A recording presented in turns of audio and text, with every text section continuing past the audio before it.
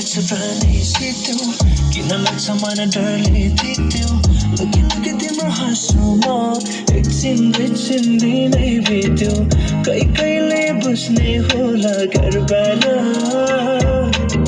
तिम्रो नै हाँसैहरूको छरा